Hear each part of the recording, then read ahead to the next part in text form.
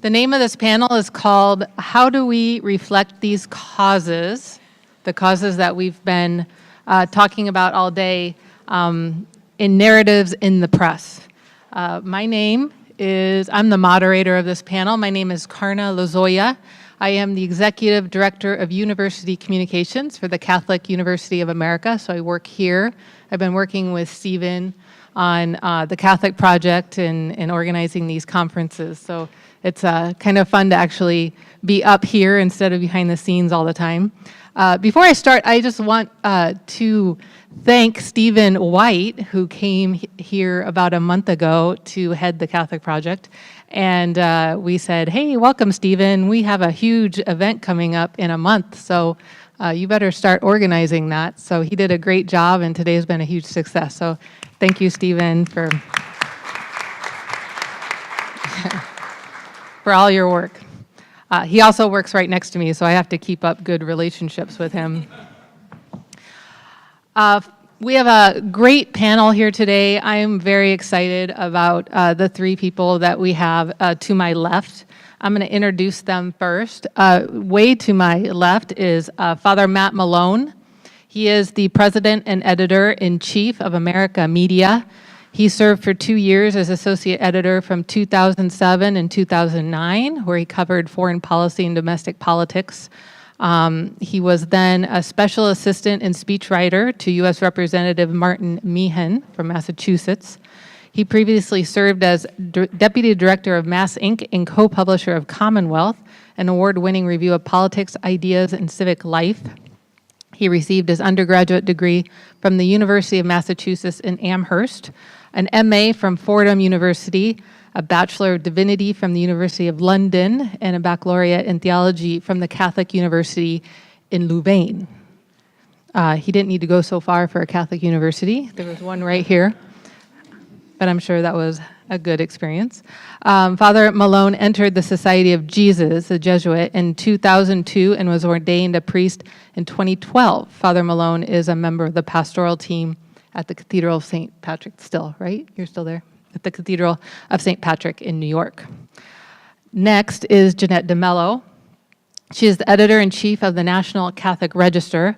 De Melo previously served as the Archdiocese of Denver's communication director. She was actually my predecessor. I was in Denver as the communications director after Jeanette, so we became good friends after that because I was constantly calling her with questions. She was the spokeswoman and general manager of the Denver Catholic Register, El Pueblo Católico, and the Archdiocesan website. Prior to that position, she was the associate communications director for the Archdiocese of New Orleans, she is from there, where in addition to managing media relations, she co-produced a weekly archdiocesan television program. She is a founding board member of Endow, a national Catholic educational organization for women. She has a licentiate in church communications from the Pontifical University of the Holy Cross and is a graduate of Franciscan University of Steubenville. And last but not least is Greg Erlandson. Greg began his career Greg is the editor-in-chief? What's your? Editor-in-chief of the Catholic News Service. So Greg traveled all the way from other side of Michigan Avenue to come today. Where he served, so he's the editor-in-chief there. He began his career at the National Catholic Register, where he served as an editor before becoming a correspondent for Catholic News Service, Rome Bureau. That was way back in the 80s. He also served for a brief time in D.C., here, offices in CNS, before leaving to join Our Sunday Visitor. And he started that in 1989, and he was there for 16 years as its president and publisher. Erlandson was appointed twice as a consultant to the U.S. CCB Committee on Communications and served as a consultor for the Holy See's Pontifical Council for Social Communications. He also was a member of the Vatican Media Committee, and which eventually led to the creation of the Holy See's Secretariat for Communications. He has a lot of other awards, like he was the president of Catholic Press Association, and from 2011 to 2013, and in 2015 he received the St. Francis de Sales Award for Outstanding Contributions to Catholic Journalism from the Catholic Press Association. He was also inducted into the Association of Catholic Publishers Hall of Fame for Lifetime Achievement. He graduated from Loyola Marymount University with a bachelor's degree and a master's in English literature, and attended UC Berkeley Graduate School of Journalism. So that's quite the panel. Welcome. So the goal of this panel is to step back a little bit from the conversations we had today, throughout the day and over the last 9 months or so, and attempt to identify some of the key narratives that have dominated the media coverage of the sexual abuse crisis of 2018, and how these narratives have shaped our ideas of the crisis, what we think the solutions are, and how we feel even about the Catholic Church. On this panel are 3 editors of national Catholic media publications. Last November, we had a panel here, which was very good. It was a mix of journalists, Catholic, they were all Catholic journalists who wrote for both Catholic and secular publications. That was a really good conversation, but for this one, we wanted to speak specifically to members of the media who are working for Catholic publications. We think that is a very specific role to play in this current crisis. We also chose to invite editors and the editors-in-chiefs, and these are editors before you were chosen for their knowledge of the church, their long service to Catholic journalism, and their level-headed ability to think through issues and articulate arguments. So that's what we hope to see today. Over the next minute, I will be asking a series of questions to the panelists, and then we'll open it up to the audience for your questions as well. So there you go. That's our panel. My first question is I just want to go back to June 2018, June 20th, 2018, when that first news story came out. And maybe start with Father Matt down there at the end. And just take us through your initial reaction when you first heard of the accusations of sexual abuse of a minor by Cardinal McCarrick and the press release that had been sent out by the Archdiocese of New York, that those allegations were credible and substantial. What was your initial reaction to that story, and did you think that that story was going to become the sexual abuse crisis of 2018? Yeah, I think it was pretty obvious to me from the moment that story broke that it was going to be huge, and that we at Amerka anyway, were going to spend the next 2 or 3 months talking about it. I think that the difficulty that I saw in the months that followed was, we had this news about Cardinal McCarrick. We had this, I suppose we might call it correspondence from Archbishop Vigano. And we had the report from Pennsylvania. And one of the things that really struck me as the summer became this summer of scandal was how different this was from 2003 in this sense. I mean, it's different in a number of ways, but as a person in the media, what really struck me was the presence of social media and the role that social media was playing in that summer. Because in 2003, people did not get most of their news from social media, and now they do. And the difficulty with that, as a general proposition, but certainly from last summer, is that there's a kind of radical nowness about social media. It conveys the impression that everything that you are reading about is happening right now. And we kind of had the perfect storm in the Catholic media in that summer, because we were talking about each of those stories, and we were talking about some things that had happened 50 years ago, some things that had happened 10 years ago, some things that were happening now. All of those timelines became confused in the public imagination. And untangling that became a huge part of our work. And I'm not sure that we succeeded. I'm not sure that the Catholic press really succeeded in untangling that for people, because everywhere I go, there's still a great deal of confusion. Thank you. Jeanette, why don't you, yeah.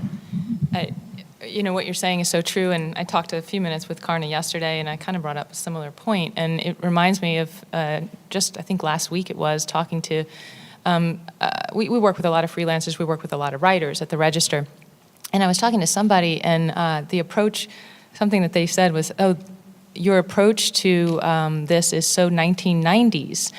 And I was like, gosh, what do you mean? Well, it's just a lot quicker than that these days, And it was really, in a way, my attempt to drill down deeper and to take our time to analyze something and to write it in depth. And that takes time. And in the context of the last summer, there was hardly any time to do anything. And of course, Catholic press, we don't have the resources that secular media often has, although the religion departments don't always have it. But when it's a big scandal like this, you've got the resources, right? And so it was very difficult for us to figure out how to treat this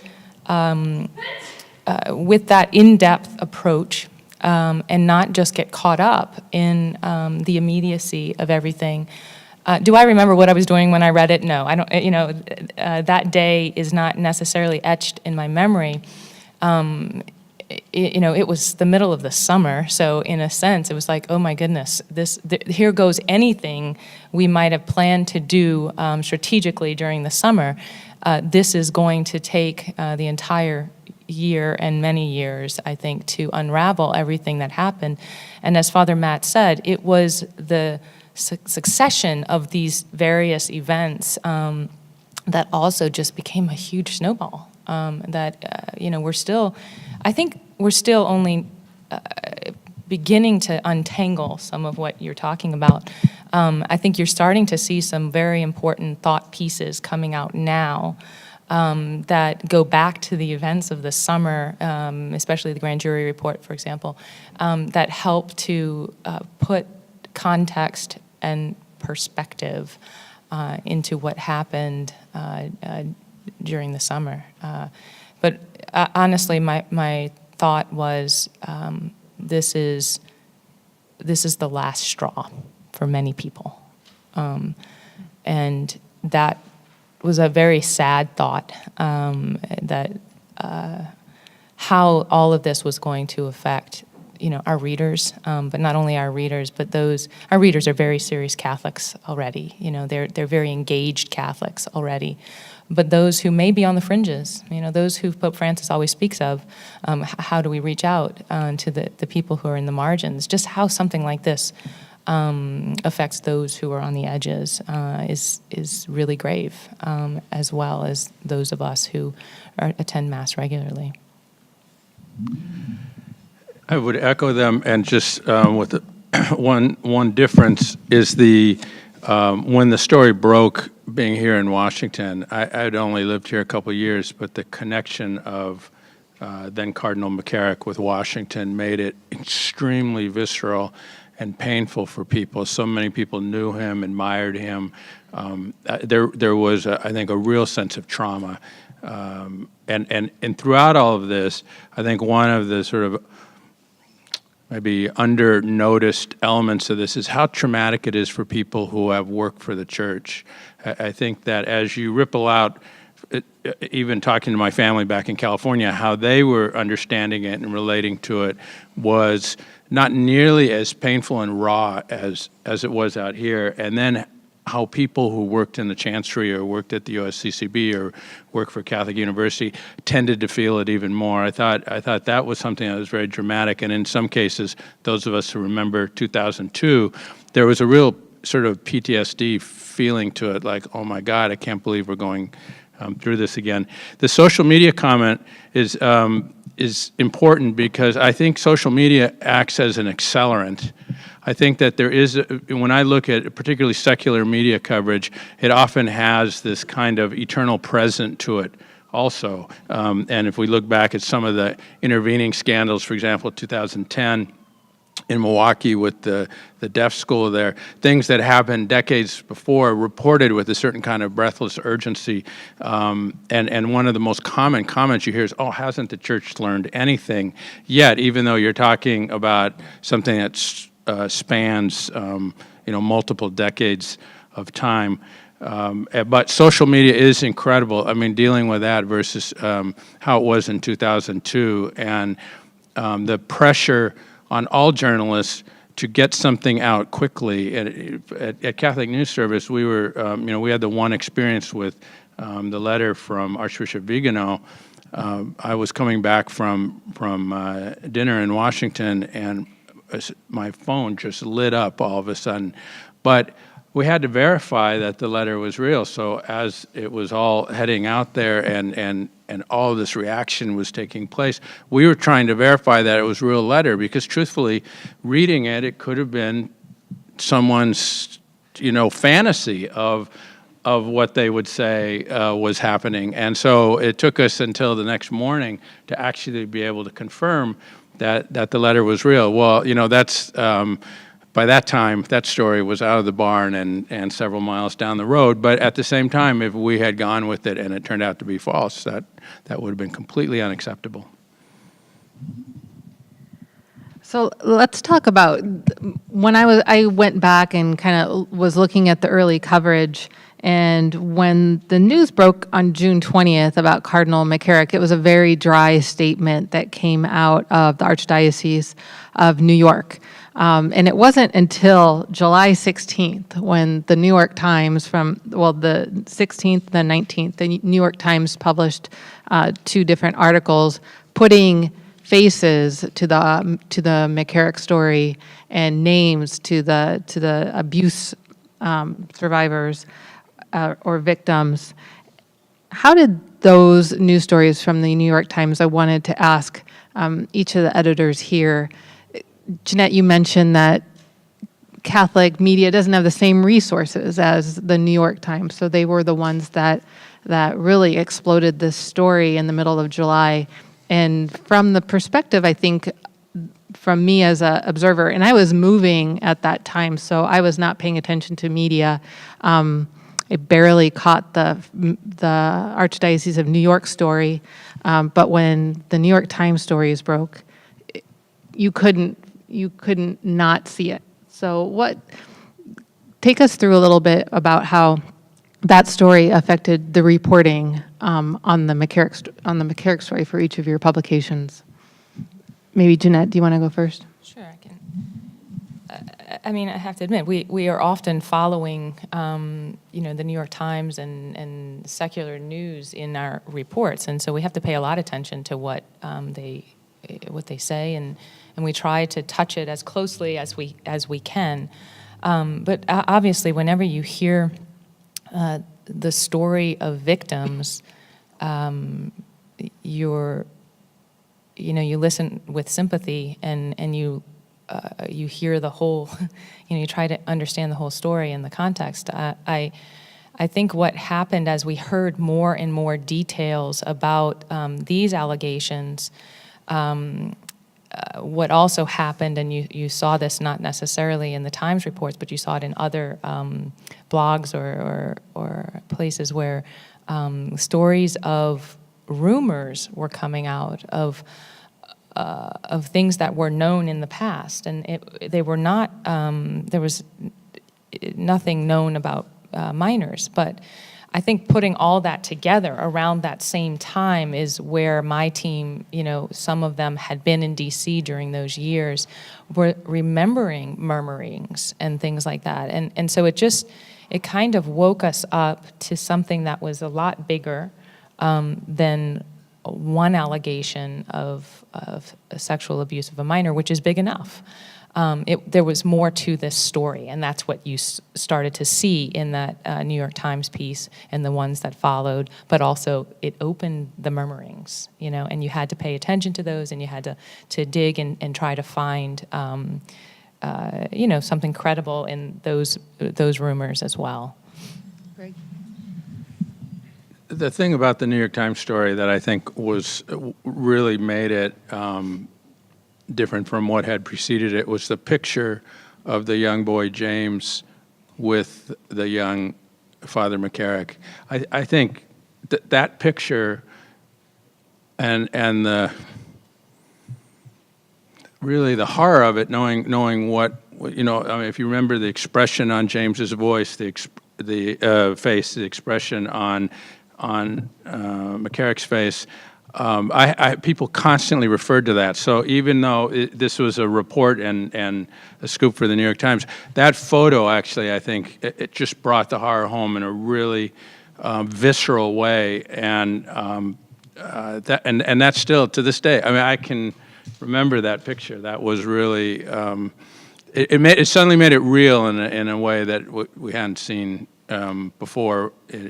To know there was a face, to know there's a young child, and then to hear the story about this was the first person that he had baptized as a priest. It was a real horror. Yeah, I think it's often said that the crisis of 2018 would have been something much different without that picture. That picture, I think, really solidified for a lot of people the news. Like, it really brought it home. Father Matt, do you want to? I was looking through Amerka magazine. Now, Amerka is a magazine, so they publish monthly. Is that correct? Twice a month. Twice a month. In print. And in print. So every 2.5 hours online. So a lot of the stories online for the sexual abuse crisis were actually a lot of CNS articles that you republished, because CNS is a wire service. Your first reaction to the McCarrick news was on actually July 16th. And then I think the editorial that you published was that same day or the next day, but it was Father Martin's piece that was on the 16th, and then the editorial following through. Take us through some editorial meetings at Amerka when this broke, and what were your reactions, and how did you, some of your thoughts about how you were going to cover the story? Sure. Well, first of all, you're correct to observe that Jeanette and Greg are primarily news-gathering organizations, right? Yeah. And Amerka is not primarily a news-gathering organization, though we do have reporters and we do occasionally break news, and our principal task is to analyze it and to provide context and so forth, to host a conversation about it. We rely on places like the New York Times and CNS, and we're also a member of the AP and so forth, to gather the facts and to report the story. I think it's important, though, if we in the Catholic press are going to rely on the secular media for that, to break those stories because they have the resources to do it, that we also have to exercise our own skepticism vis-a-vis those narratives, because as we learned from the Pennsylvania grand jury report, what we were talking about in those early days turned out to be something very different later, when Peter Steinfels and others took a much harder look at things. But I would say in the immediate aftermath of that story, there were several things going on. So one was just for people who do come to Amerka to keep track of church news, to make sure that those stories were updated from the wires. The second one was to begin to think about how we were going to help our readers to make sense of it. And I would also say, crucially, how we were going to accompany them through it. Because one of the things that I take very seriously in our work at Amerka is that we are not just a media organization, we are a ministry. We're a ministry of the church, and we exercise that by not just providing news and analysis and conversation, but also by providing the spiritual resources that you might need in an event like that. And so we began to do that work. What I saw immediately in the editorial meetings was a serious difference in how we on the staff were responding to this event, and it seemed to come down to a kind of generational difference. So some of us had lived through 2002, 2003, and some of us had not. And those of us who had lived through it, this news left us dejected, sad, a sense of, here we are again, of living through this nightmare. For the younger people on my staff, for whom this was their first Boston, they were furious, right? They were enraged. And so just navigating all of that internally was tough. But essentially, in a moment like that, we function not unlike a newspaper in that we ask, you begin to triage and you begin to ask, okay, what can we offer here? And how can we add something without being a part of the problem? And most importantly, how can we walk with our readers through this experience? Greg or Jeanette, would you like to talk about, I like that aspect of kind of how your reporters reacted. Yeah, I mean, I was thinking it was the same exact situation. I mean, I think there's a definite generational difference in the reaction, and we're kind of split down the middle, actually. I would also say, though, that that response of sadness and here we are again, that my, the staff experienced, they weren't as angry, as the younger. My audience, though, was angry.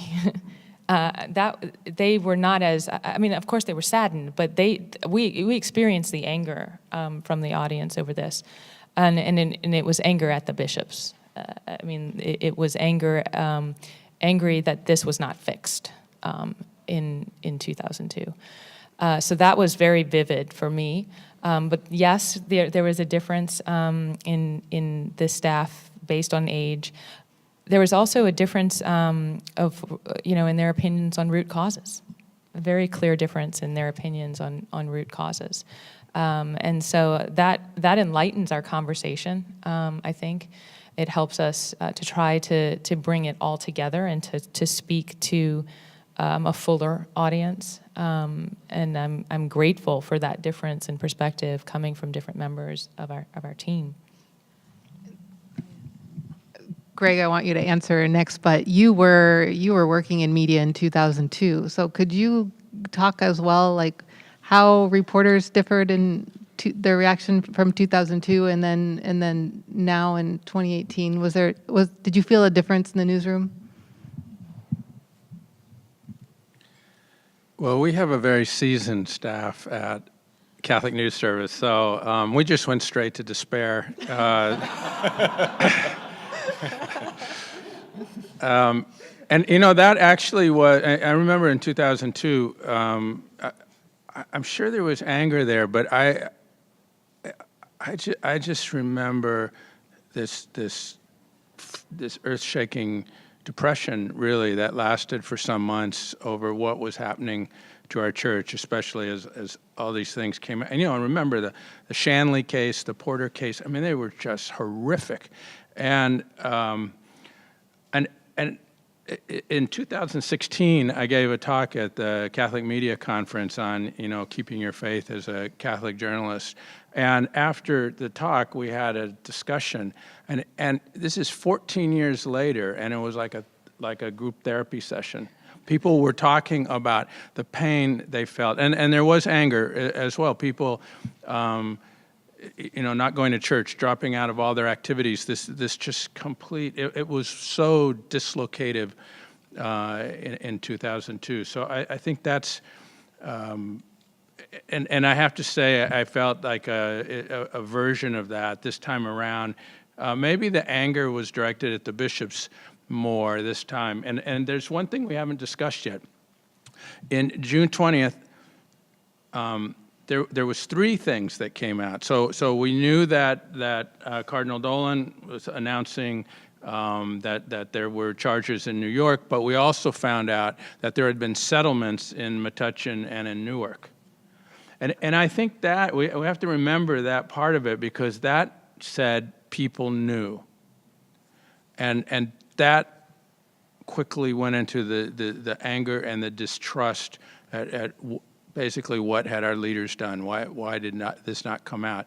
And as that sort of conflagration grew, it swept up Rome as well. Since things started coming out, we did a story on Father Ramsey and his letters and his attempt to get through. So again, that was another component of it.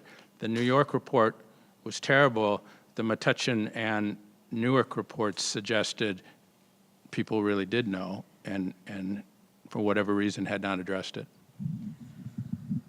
So in the wake of the grand jury report so that was August. So this all started in June, and then July were the New York Times reports, and then August 14th is when the grand jury report came down. And the details of that report we're not going to go through again, but you can all remember your feelings and what went through your head when you were even just looking at the news reports. It was just awful. In the wake of that, I feel like the reporting just kind of went crazy for a little bit. It was just kind of all over the place. I'd like to ask, kind of 10 months, 9 months later, what were the principal narratives coming out of that were kind of misdirected maybe because of anger, just reactions, just visceral reactions to everything we found out in the grand jury report? And what were the threads that maybe weren't as strong then, but have been stronger now? So basically what I'm asking, like, what are the root causes? Like, what did we think the root causes were then, and where are you at now with regards to what the root causes are? Can I just, I'm going to go specifically to the grand jury report, and you mentioned the piece that was in Commonweal. This was by Peter Steinfeld's, and it was a really great piece. I mean, it really needs to be read by everyone. It's the PA grand jury report is not what it seems, was the title, and the subtitle was, "It's inaccurate, unfair, and misleading." And he goes on to say just how irresponsible and unjust aspects of the report were. And most of it has to do with a misrepresentation of when the abuse happened. And it made it seem as though 2002 and the Dallas Charter had zero effect whatsoever. I mean, that's just kind of what came across in the initial reporting. And I think people who had covered this, 2002 and the aftermath and everything that had happened in the church to try to prevent abuse and to respond to victims were in a way taken aback by that, but that the data in that report, I mean, it was over 1,000 pages. It was very difficult to sift through it. And I remember wanting to ask those questions, but it was not the time. I mean, gosh, we would have really been shot at if we would have asked those questions then because of the climate, and that was because of McCarrick having happened a month before, or the revelations over McCarrick a month before. The climate was not such that you could ask those detailed questions and drill down, and it took a lot of time to drill down. I think now we're beginning to do that because it was not that those bishops in Pennsylvania had not reformed at all since 2002. A majority of what was in that report was previous to 2002. There were still abuses after that were not handled properly. But I think that needs to be stated in terms of one of the key narratives at that time that went amok. It was off, and it needed to be brought back. And it's only just being brought back in January and February now. There are many others, so I'll let you. Yeah, I think that's right. I think one of the narratives that we tried very hard to keep reinforcing was that the Dallas Charter seems to have worked, right? And that since 2002, 2003, the situation in the church is different, and yet that fact doesn't seem to matter in in influencing public perception. And I think because, you know, whether something happened 30 years ago or 40 years ago, you know, if it's news, if you're just learning about it now, right? So I think Jeanette's right. Like you need to be clear. You need to clearly narrate for the reader the chronology of these events, but at the same time, you have to take seriously the reaction, right? Because it, you know, anger, sadness. These are the right reactions to this news, right? And there in the attempt to make that to strike that balance, there was a lot of this pushback from our readers, from who would say, you're deflecting, right? You're deflecting, you're being overly defensive, you're defending them, you're excusing them, you're apologizing.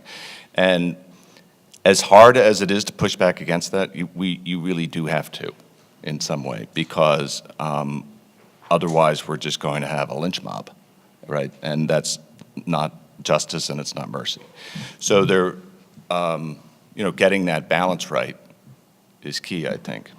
The other narrative, I think, but I will tell you, though, that the Peter Steinfeld's piece, it keeps me awake at night.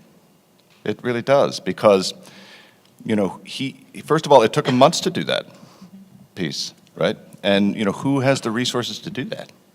And you know, as Jeanette said, I hope everybody reads it, but you know what? No one will, because that story is ancient history now, in terms of the news cycle. Right. And it's probably about 12 pages long. Yeah, 12,000 words.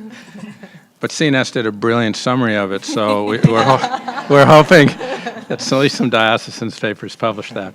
And I think this does underscore the importance of the Catholic press, both because it was the Catholic press that did that review. I mean, it was Commonweal magazine. It was Peter Steinfeld, who had served as editor of that magazine, as well as working for the New York Times. But he had the background, he had the chops, he had the time, he had the support of his magazine. And I think that's where we can see the importance of the Catholic press today, is that, yes, as Jeanette said, we don't have the resources that we'd like to have. Sometimes we don't have the support that we'd like to have. We can provide the context to a lot of this, and I think that's what we need to do.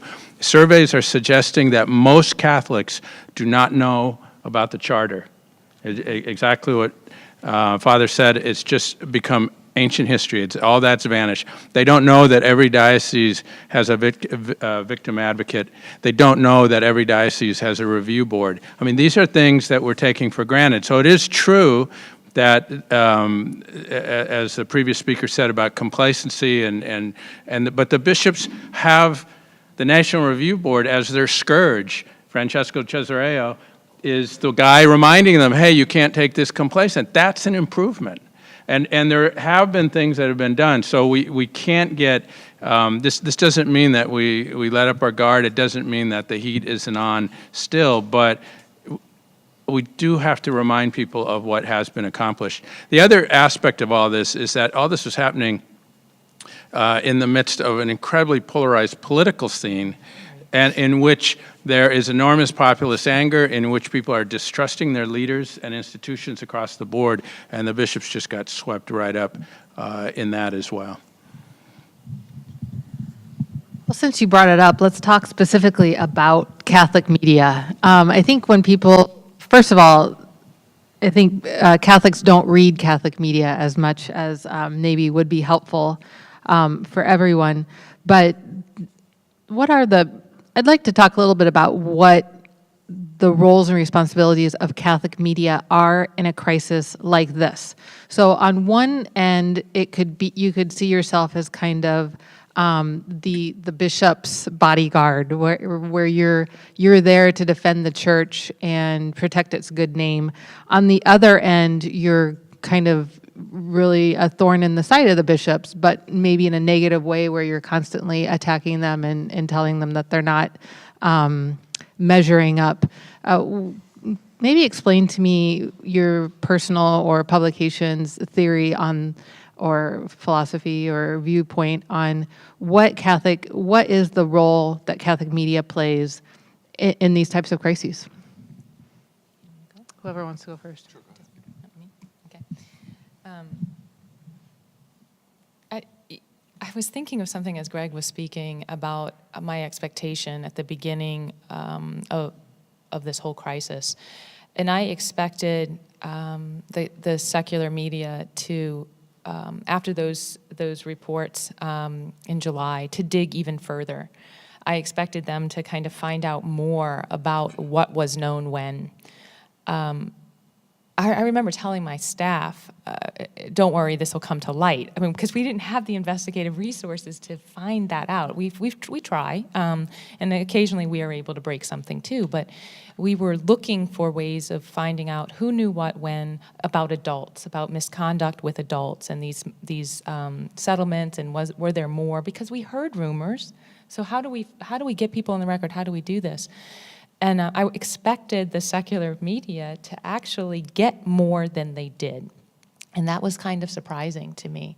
And so sometimes I think that it is partially the role of those who know the church very well, and hopefully Catholic media and the professionals who work in the Catholic media know the church very well and can know the right questions to ask to try and inform our audience. And sometimes that is what seems to be a defense of the bishops when we have to say that no, the Pennsylvania jury report is not completely accurate, and the bishops have done something. So sometimes it seems like a defense because we're getting at the truth because we've seen it, we've watched it, we know the church, and we know what they've done.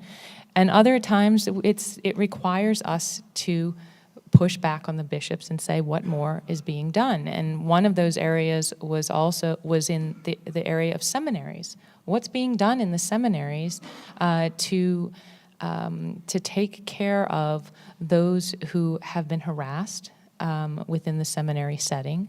Are there proper responses and all of that? That was a question that we were trying to ask. That was a question I think Amerka was also trying to ask. That can appear very aggressive to the bishops and to the seminaries, but it's a question that must be asked in this context. So, those are two examples of practical examples of what we have to do day in and day out. The Catholic media love the church. I mean, our primary role is to lift up the church in some ways, is to help the church be who she is. And Dan Burke, who is the director of EWTN News, which the Register is a part of, likes to say that the Register's work is redemptive journalism, which means that we have to cover the cross. I mean, we have to cover the trouble and the scourge that we're in right now, but hopefully to see a resurrection. And knowing that all of this is not simply an institution, but something that Christ founded and ultimately involves our relationship with Christ. And so it's a complicated role that the Catholic media play because we are believers, we are affected personally, but also we are seeking to be professional journalists and take this very seriously. Yeah, I would just say that I think, in as much as we are always going to have to rely in large measure on the secular media to break these kinds of big stories, then it seems to me that the first role that we play is adjudicating how well they're doing that. By which I mean, even though they might be breaking this story here, we actually know the larger story much better than they do, right? So we can ask critical questions about the story that they've just broken, right? And then provide that context and background for our readers. And then in the case of Amerka, we can add our editorial voice to that process and say something, if something needs to be said to the American bishops or to American Catholics. And lastly, I would say that the third leg of the stool is really in providing resources for readers to navigate these stories in an intellectual sense and in a spiritual sense as well. Well, just to provide context, I'd always said I would never work for a bishop, and I'm now working for 180 of them. So, so yes, that reflecting on what the role of the Catholic journalist is, I think it was in 2013, Matt, when you did the editorial on Amerka, or maybe it was earlier, but yeah, and you said we're a Catholic first and then a journalist was one of the lines that I've always remembered. And Jeanette did a great job of explaining the tension there. It does help in covering this story when the president of the Bishops' Conference referred to it as, the lacerating wounds of Christ on the body of Christ, talking about the scandals. I mean, it was clear there was no, from the top on down, they were not trying to moderate this or sweep this under the rug. I did hear stories occasionally out there of a bishop publisher who might say, well, we don't want to scandalize the faithful, but really that was not the dominant, and certainly not at the USCCB or in Catholic News Service. And as a news service, we were reporting what's known primarily, what are the facts. That means sometimes we're not able to break it because we need to confirm that it's real, but on the other hand, we do believe that ultimately the truth is going to set us free. And when we're in a situation where the church needs more accountability and more transparency, I think actually Catholic media can provide a real role, and I see Catholic News Service as providing that role as well. And we're also very conscious that we're serving other Catholic periodicals like Amerka and other Catholic news outlets, not just in this country, but around the world. So we really want to get it right. But I think that's clearly our mission, and in some ways, this is what we're called to do at this moment in time. I have one more question, then I'm going to open it up to the audience. I can't remember who said it, but there was mention made of some really important thought pieces that are coming out. What are those? Maybe each one could we've already talked about the Steinfels piece, but could each person maybe recommend one of the best maybe thought pieces that have been coming out in the last month or so on this crisis that I'm kind of putting you on the spot, and it can be from your own publication, and you can also have written it.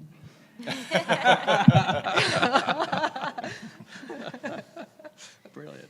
Well, that was the piece. I mean, that was the piece I brought up earlier. So I have to have a minute to think because this Steinfeld's piece was the piece the Steinfeld piece was the one I would have recommended. But I'll think for a second while these gentlemen.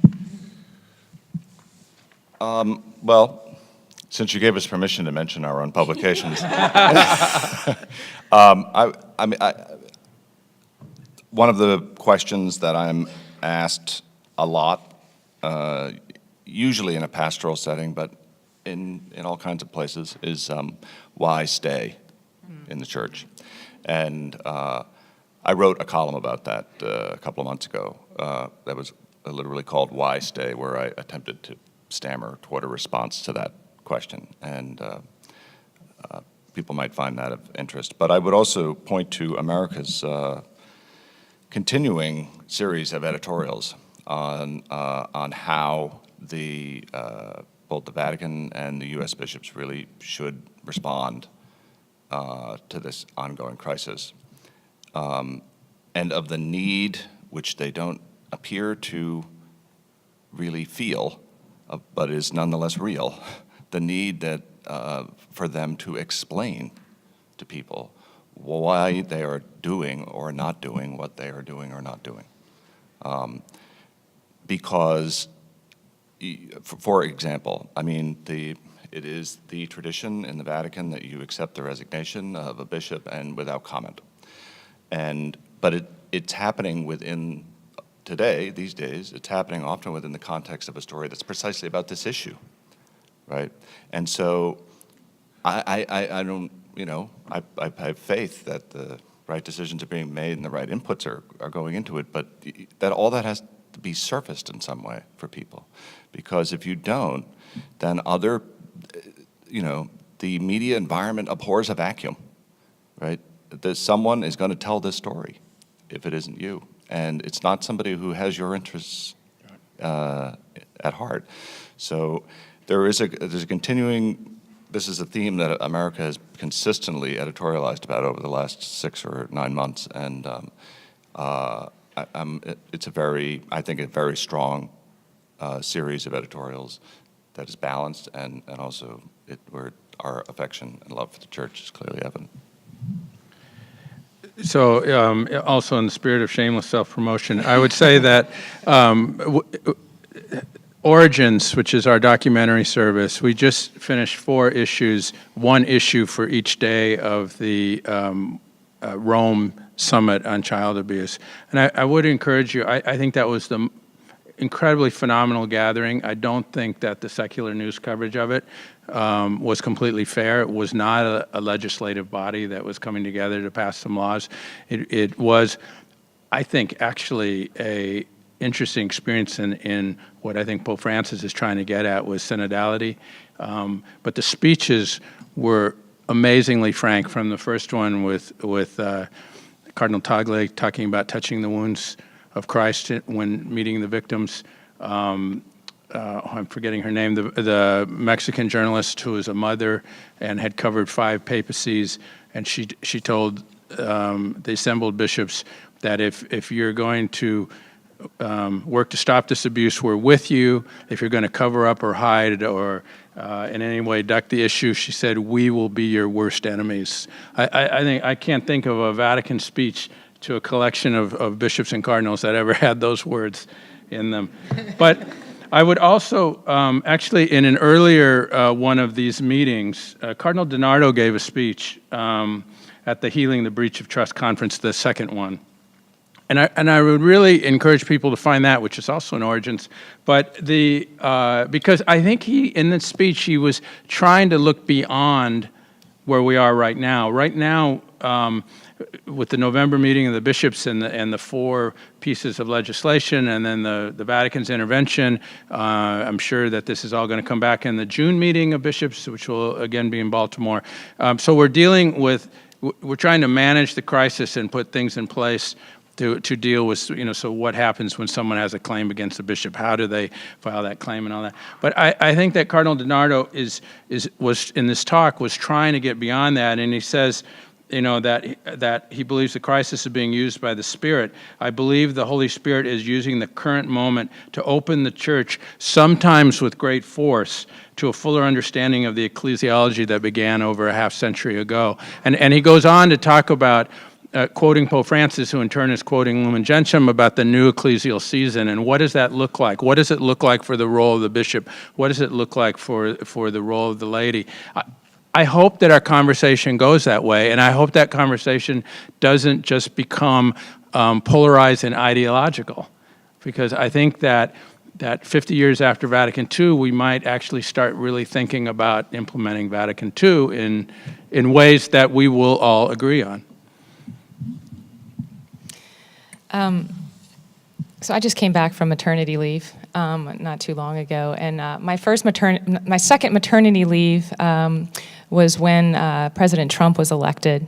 My second one was right after this sexual abuse crisis. So I've had this chance to take a step back during some very intense moments to kind of look at what is happening. I'm going to do what they did and have a little bit of shameless promotion of the Register. The Register is often called in secular media these days the conservative National Catholic Register. That adjective is always given to us. But I would encourage you to step out of that polarization a little bit and look at a series that we did right before the Sexual Abuse Summit. It was a series that I think hits on almost all of the causes that were talked about here today. The root causes of the sexual abuse crisis. Many people will say, the Register is constantly covering homosexuality as the root cause. I would qualify that as active homosexuals who are living double lives. That would be what we want to look at. But this series on the summit, the sexual abuse crisis, touches on all of the things that we've talked about today, because they're all very much factors in what the church is experiencing and need to be looked at with greater analysis and depth. Some of the people that are a part of that series are Cardinal Napier, Cardinal Mueller, Marie Collins, who is a sexual abuse survivor. We have often Father Roger Landry writes for us. I don't know if he was a part of that series, but he has a wonderful piece recently on the spiritual fatherhood that is so lacking in our church right now, and is what is needed in many ways to remedy the situation. We had a story during the summer, right after the McCarrick scandal, and it was about Honduras and a problem of homosexuality in the seminary there. And there were seminarians who had written to us, and one of the things that they said to us is that we are in the womb of the church. We are unborn priests in the womb of the church, and we are crying to you for help. And they were saying, go to what the church teaches, because everything that is already needed to remedy this crisis is already within the doctrine and the teaching of the church, which really goes back to the gospel. And so I really encourage you to try to take a look at our site and look at that sexual abuse summit symposium that we did that addresses these root causes. And there's my shameless self-promotion.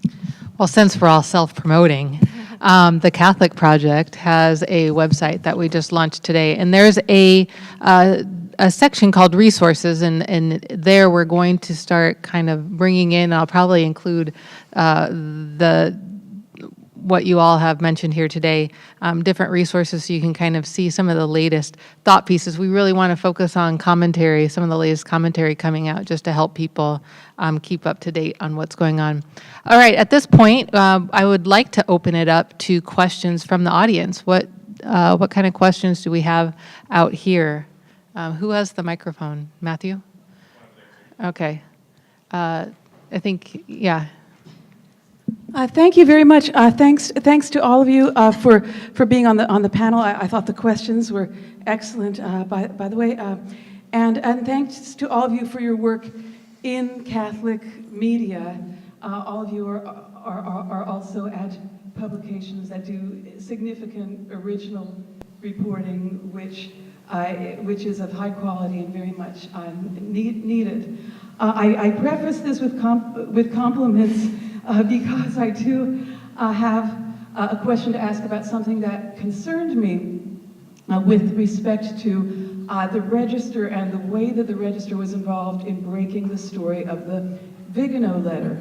The Vigano letter was broken intentionally by Marco Tossati, who was involved in drafting the letter, intended that it be broken on the final day of the Pope's trip to Ireland, when he would be about to get on his plane back, and that was why the various translations were done, and LifeSite and Ed Penton at the Register premiered it at the same time. So my question has to do with ecclesiology and the ecclesial responsibility of a Catholic publication. I understand that in journalism you always want to be the first to get the story, but there was a big story going on in Ireland with the healing of the Irish Church that was needed from Pope Francis, and I know of at least one Irish journalist who's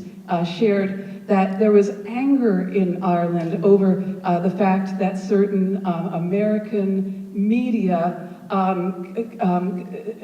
conspired to drop this story at a time when it would specifically quash the news of Ireland's healing. So I want to ask you, what did you think? Was there any deliberation at the Register with regard to your ecclesial responsibility in grabbing this scoop at the moment it was offered to you and not holding it? I don't think that if we held it, it would have prevented the onslaught that happened after. Was there deliberation? Absolutely, because of the gravity of what Vigano was presenting. I mean, did we know that it was going to be dropped then? Absolutely not. Did we conspire in that? Absolutely not. Edward Penton did not conspire. He was, in fact, just coming back from Ireland the day before. So it was not a conspiratorial thing as it had been reported about us being involved. But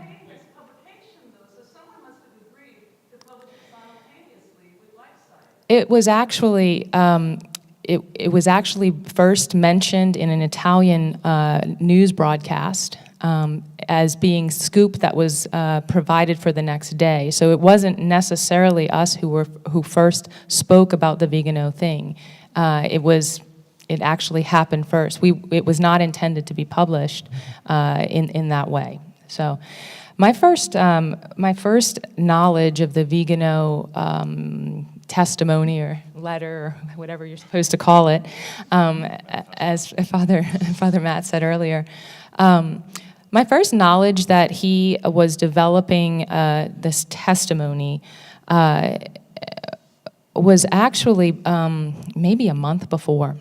And we tried to get more information about what was there and what was going to be presented in that testimony.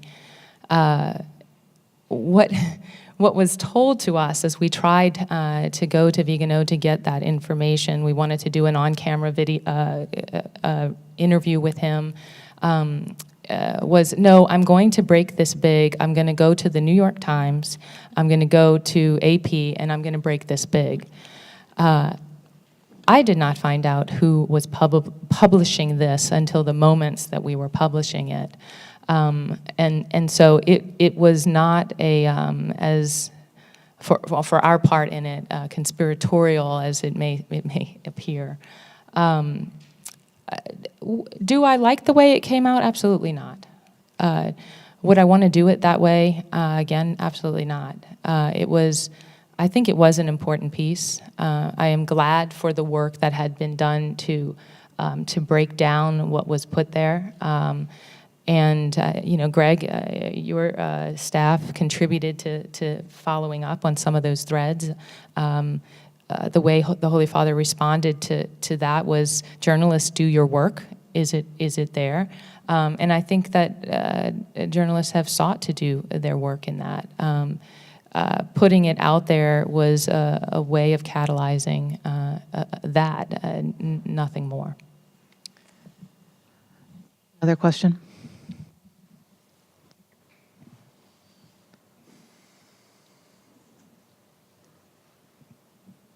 Charles Molyneux. I'm an unaffiliated layman. One of the contributing factors in a small way perhaps has been the activity of the notorious Father James Martin, S.J., your fellow editor at Amerka magazine. At the very least, he's controversial. At the very most, he's dissenting. I understand America supports him in general, and you support him in particular. Would you like to elaborate on that, Father Bob?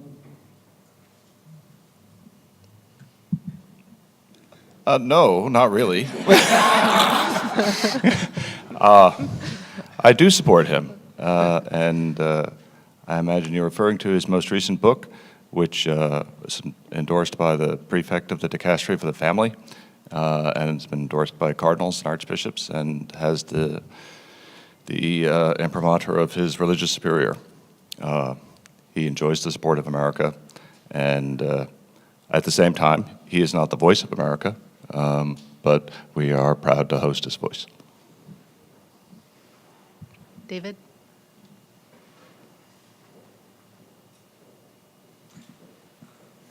I want to thank you all for the comments, but as seemed clear to me from the last two questions, one of the challenges is in the Catholic media must be that the narratives that are deployed by people tend to be aggressively hostile towards other Catholics, let's put it that way. in various ways. Do you think there are ways that your publications, representing somewhat different constituencies, can try to offer narratives of this crisis that are not weaponized against other groups in the church?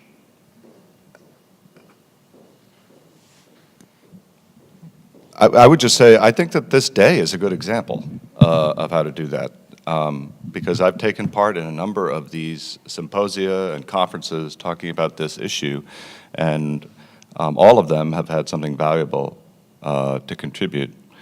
But what I like about the program that was represented today is people with different viewpoints, different perspectives coming together and talking about these things, disagreeing about them, analyzing them, but all trusting that we share the same faith and we share the same motive, which is the advance of the faith and our growth in holiness. And that is the critical piece that is missing from the public discourse, because the public discourse is rife with motive questioning, right? And in as much as the Catholic discourse, the ecclesial discourse, looks very much like the public discourse, then we have failed. And when we fail at it, it's a much more grave matter, because the church is meant to be the instrument of humankind's reconciliation.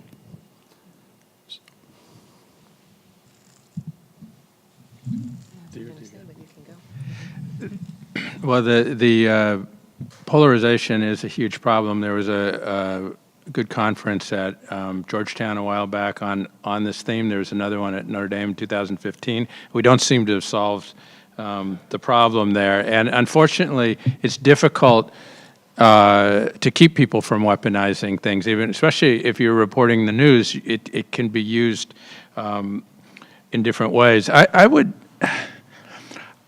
I wish that the church as a whole, that we could have, maybe through the example of the bishops, that we can engage in theological debate about and discussion without having to immediately rule the other people outside of the church. And I think I'm going to channel Russ Shaw on this, who has been warning about the danger, the lack of transparency in the church. But for example, the growth of executive sessions in the bishops' meetings would be one example. When we have differences, we go behind doors, and otherwise we're one big happy family. But I think as part of the adult formation of Catholics, which is sorely lacking, truthfully, and which the Catholic press is probably the only semi-systematic thing out there that's trying to do it, I think it would be great if the bishops themselves could model the kind of debate that I think we need, and help us just raise this, so we're not immediately going from zero to apocalypse when we have arguments. And I don't know how we do that, but we are a family, and we have to return to that. Bishop Flores in the Polarization Conference in 2015 at Notre Dame talked about that, how we've lost faith that the Father loves his children, and the Father has lost faith that the children love him. And it was a very resonant speech, and I think that we have to get back to this, that we can disagree and we can argue. Now, obviously, there's heresy and all that, but we're too quick to run to that, and instead really engage in intelligent and rational debate about significant theological issues. I think we can kind of go back to where we started when we talked about Father Matt brought up the social media and the media climate that we live in. I mean, the weaponization of information is happening absolutely everywhere. It is regrettable when it happens in our pages, in our virtual pages, with our virtual pens. I don't think it's any of these three agencies' intentions ever to do that. I was thinking about Father Matt and Amerka's editorials. I read them all the time, and I find that they're very similar to the things that we have to say in our editorials. We may disagree about the role that homosexuality plays in this crisis. It's often said it's a distraction in America's pages. At the Register's pages, we say it's something that needs more serious analysis. It is a problem that needs to be looked at. And so the differences are there. Is it our intention to hit each other over the head with those differences? No. Do we face pressures of sources? Yes. Who want to do that? Yes. Do we face pressures of readers who will, hit us over the head on immigration if we write one thing, and then if we say something about abuse of power, no, that's not the. Yes, we get hit from all sides. Honestly, every single one of us up here are going to hear from somebody about something that we write. So it's not an easy thing, and it's certainly not. It's certainly not an agenda.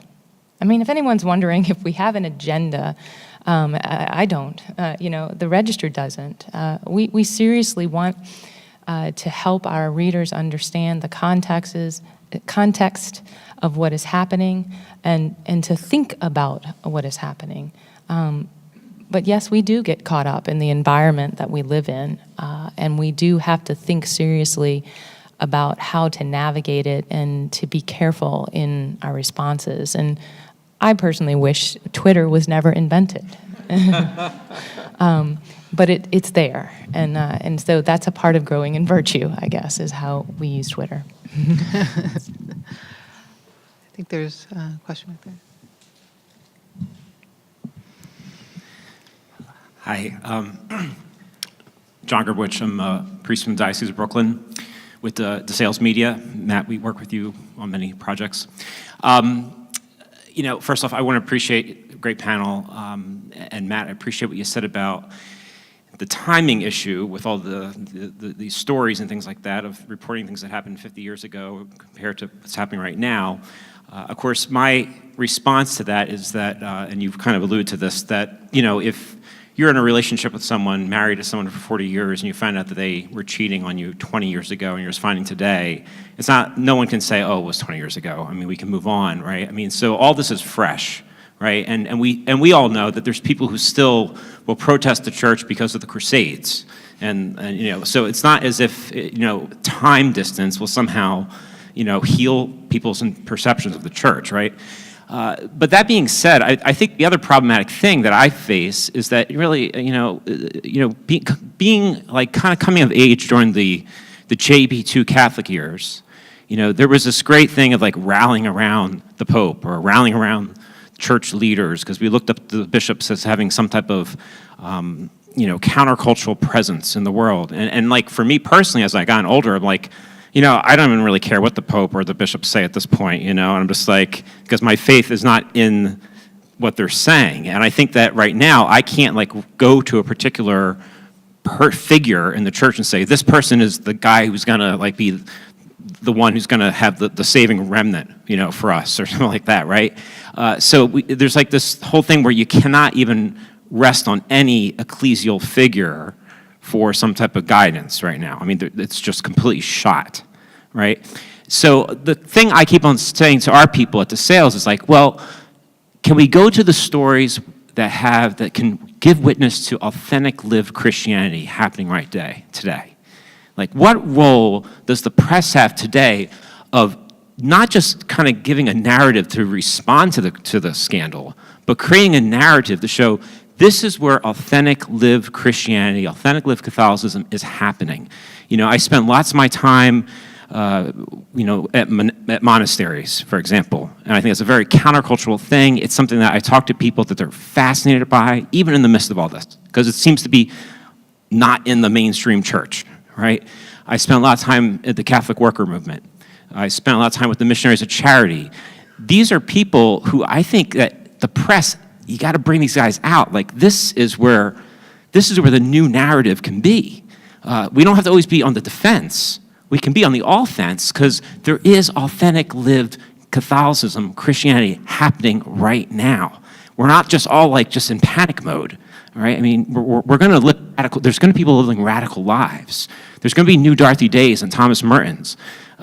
what role do we have, and I'll put myself in this, to kind of get that story out, like right now? Thank you. Absolutely. We just got. Can we get a couple short answers? Sure. I'm going to get one more question. We just had a staff meeting 2 weeks ago at the Register, and I was basically asking the same question to our staff. Where are the stories that will bring hope and the people who are living their lives on the ground? And so I 100% agree with you. Thank you. So I'll be the other side. I think it's true. We need missionary witnesses. We always need missionary witnesses, people who live the faith, and I think we're attracted to those people. So I don't disagree with that at all. But we are an apostolic church, and I think the threats, this sort of delegitimization of the bishops, and even worse, the delegitimization of the Pope, are very serious. And right now, our temptation is to a kind of a congregationalism where we pull back inside ourselves, we put up our walls, we focus on our parish, and I think that's wrong. And I actually think the Catholic press, while telling those stories, I do think that lumping all the bishops together as somehow that they're all like clones of Cardinal Law or something, and that completely misses what happened in November at the bishops' meeting with these incredibly eloquent statements by these bishops. And there's this whole new generation of bishops that's coming up post-2002, really post-2010, who were passionate in what they wanted to see happen and their love for the church and their frustration over what's happened. I don't think we back away from that. I think we need to affirm that. And I think the threat, my problem with the Vigano letter is that it was an epistolary coup that was attempted. It was that the Pope should resign. That was, to me, unforgivable. And I think that we have to resist that. That doesn't mean we have to bless every single thing the Pope says or that the bishops say, but we're not being Catholics if we just throw all that away and say we're gonna feature the Catholic Worker House that's doing some great work. I think we're more than that. Yes, just quickly, I think it is, it's very important to tell the whole story. That's what journalists do. And what happened on June 20th in the church, a small part of what happened on June 20th in the church is what we've been talking about. But, millions of people worship the one true God, and millions more were forgiven in the sacrament of confession, and people got married, and we fed the poor, and we buried the dead, and we ran hospitals, and we ran universities, and all of that happened that day. And, there is a place for critique, for respectful critique, for investigation, for reporting. Places like CNS and the Register do it well, and there is a place for that. It's a vital role of the Catholic press. But the other thing that we can do is tell the story, those very stories that you mentioned. I'm happy to say that at Amerka we just launched an initiative that's called The Good News, and it is our editorial attempt to surface those stories for people, because as important as it is to read another story about this crisis, another editorial that is critical of this or that, as important as it is to do those things, people need to be reminded of the hope that keeps us going, right? And I think we could end on that. I thought that was a really good note, and we're right exactly, 4:59. So I think we're going to end on that. I don't know, Stephen, do you have some closing words?